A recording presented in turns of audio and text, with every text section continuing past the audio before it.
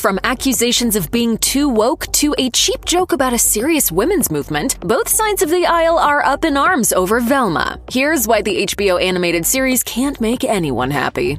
Whenever a franchise with an established fandom gets a new entry, there tends to be plenty of detractors who struggle to accept their beloved characters being completely reimagined. But unlike the backlash from other well-established fandoms, the response to Velma seems to be uniting many disparate groups of viewers in their dislike. Typically, reimagined shows catch a lot of hate because of their divergence from the source material. However, Velma has taken flack for a variety of reasons. Slate cited the show's adherence to the cash grab streamer formula. The outlet noted, this formula entails rebooting major IP, darkening the tone of a beloved children's franchise, and attempting the wokeification of older franchises. Additionally, groups like the fundamentalist Christian group 1 Million Moms railed against the series. However, for every critic and audience member that blasted the show as too woke, another spoke up to claim the show is openly mocking wokeness. Forbes even reported on a theory that Mindy Kaling, the voice of Velma and an executive producer, created the show to parody progressives, though the writer of the piece didn't buy into it, writing, "I'm not sure I subscribe to this Mindy Kaling made a dog whistle series for right-wing trolls theory, as the Occam's razor explanation is that the show is just bad." While the theory that Mindy Kaling created Velma as a way to subtly mock the left and arm the right is far-fetched, to say the least, some have pointed to past controversies involving the comedian as proof that she's not as progressive as many of her peers in Hollywood. Kaling's memoir, Is Everyone Hanging Out Without Me?, was deemed offensive and insensitive by some reviewers. Viewers have claimed that Kaling's comedic repertoire often makes light of negative South Asian stereotypes, mocks South Asian culture, and features a South Asian protagonist with an extreme attraction to white men, and that Velma is no different. Others have flat-out accused Kaling of hating her heritage. Women's Republic founder Sai Seshadri tweeted 2 days after Velma premiered, "I'm happy Mindy Kaling's style of writing brown girls that hate themselves wasn't around when I was younger and only became a thing when I was at the age where I loved my heritage and skin color." As the rep observed, Kaling's character on the Mindy Project was exclusively paired with white men, a complaint the writer dismissed while speaking with Entertainment Weekly. She said, "Do people really wonder on other shows if female leads are dating multicultural people? Like I owe it to every race and minority and beleaguered person."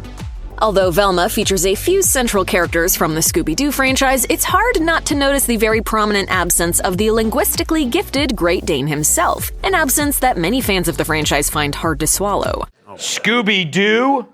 More like Scooby-Don't. Speaking to TV Insider, Kaling expressed her and showrunner Charlie Grandy's mutual love for the original Scooby-Doo, as well as their gratitude for Warner Brothers allowing them to modernize certain elements of the property. According to Grandy, Kaling approached him about developing an origin story for the Mystery Inc. gang, something he jumped at. However, while Warner Brothers were okay with her developing Velma, the studio's blessing came with a caveat: no dogs allowed. Grandy addressed the canine's absence during a New York Comic-Con panel, explaining that Warner Brothers explicitly refused to grant HBO the rights to use Scooby-Doo for the series. To Grandy, this was an acceptable loss, since he and Kaling intended the series to be an adult animation anyway. Grandy said on the panel, "We couldn't get a take on it that was like, how do we kind of do this in a fun, modern way? We felt like what made it a kid show was Scooby-Doo." By going into the gang's life before they met the franchise's titular Pooch, they were able to solve the canine conundrum. However, for the fans, many of whom feel that Scoop is the heart and soul of the sleuth circle, the dog's absence is hard to overlook.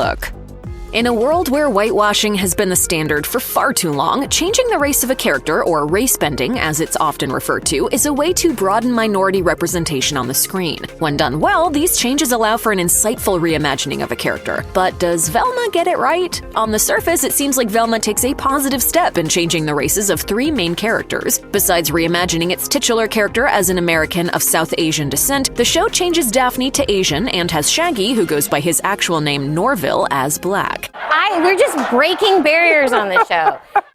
However, the response to this went down poorly on both sides of the political divide. Right-wing comic Leo Kearse called the show openly racist against white people in an article for the Scottish Daily Telegraph, pointing to the fact that Fred seems to always be the butt of the joke. Yet many people who are in favor of more diversity were also disappointed, and called the show out for being racist in its new depictions of Velma, Daphne, and Shaggy. One person wrote on Reddit, "It's been a joke that Shaggy's a stoner for the past couple of decades. They took the stoner, cast a black actor, and redesigned him to be black. Daphne has been consistently depicted as a rich socialite. Making her a rich Asian is just another stereotype. The Reddit post goes on to lament the fact that the creators made Velma, a South Asian character, a whiz with computers, dubbing the show a smorgasbord of stereotypes.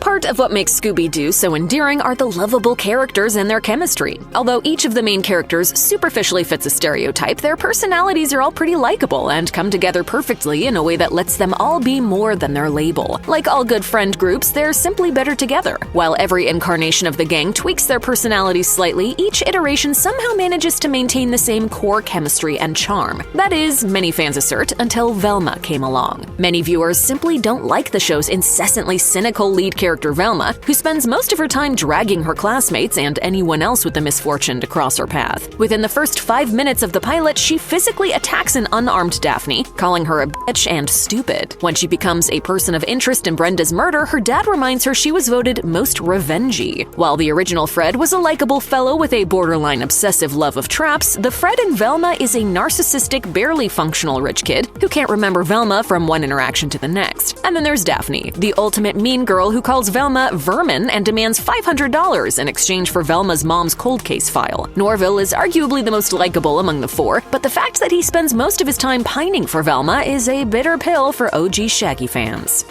As a character, Velma has long been seen as a lesbian icon. Many people involved with various new takes on the character hinted at it over the years, and Velma's sexuality finally became canon in the 2022 film Trick or Treat Scooby-Doo. To many fans, the idea that Velma would be gay in her latest iteration seems to naturally follow her long history of queerness. And yet, many feel that Velma failed in its representation of the beloved character's identity, engaging in what is often referred to as queerbaiting, hinting at a queer relationship developing but not seeing it through. At the show's outset, Velma is obsessed not with Daphne, but Fred, which may seem an odd choice for the brainy gal. While it makes sense that this early Velma would be in the process of exploring her sexuality, her quick shift from crushing on Fred to getting red-faced over Daphne after the two share a kiss seems performative and unearned to some viewers, given the fact that they start out as enemies. Of all the controversial things about Velma, the biggest of the bunch has to be the joke that pokes fun at the MeToo movement. In the episode The Candy Woman, Velma tells Daphne, "I spit truth without a filter, like every comedian before #MeToo." It was the Mindy Kaling mic drop heard around the world, or at least all over Twitter. Reactions came pouring in, many of them angry, others confused. One user wrote, "The fact that Velma goes from weird transphobic jokes in the same episode mocking how comedy shifted after Me Too to whoa guys, diversity win, has officially made this the first ever show without a demographic to appeal to." It's a joke that looks even worse when juxtaposed against a throwaway line from episode 1, in which one of Daphne's cop moms tells Velma, "And you were lurking around the showers like a gym teacher who isn't a gym teacher anymore." Although the argument could be made that Velma's take on Me Too is just another example of her need for growth, going down this route is not a good look for the show. It's almost hard to believe that fourth wall breaking was once rare. This type of self-referential or meta humor served as a device for examining or even subverting a genre's use of tropes and was integral to the comedy writing of shows like Arrested Development and Community. Unfortunately, the trope has seen a rise in usage that veers into cliché territory, showing up in everything from children's films to laugh track sitcoms. Increasingly, audiences are reporting a kind of meta fatigue as they tire of the oft formulaic insertion of referential jokes that add little to the writing. And perhaps because it's such an easy formula to write, Velma makes abundant use of this joke writing strategy, much to the chagrin of some viewers. The relentless meta-humor begins moments into the series when Velma ruminates on origin stories and continues through the first scene with Daphne's proclamation that, "Have you ever noticed how pilot episodes of TV shows always have more gratuitous sex and nudity than the rest of the series?" As Steve Reviews lamented, you can't go more than 2 minutes without the show trying to show off how clever and self-aware it is. From lines like "what would happen if this was a show" to explicit discussions of the TV trope the animation is currently referencing, there's a lot of meta-humor. Although Cracked reminds detractors that Scooby-Doo has always been meta, and reviews from the likes of Collider found this writing subversively hilarious, many feel meta-humor is best when used sparingly.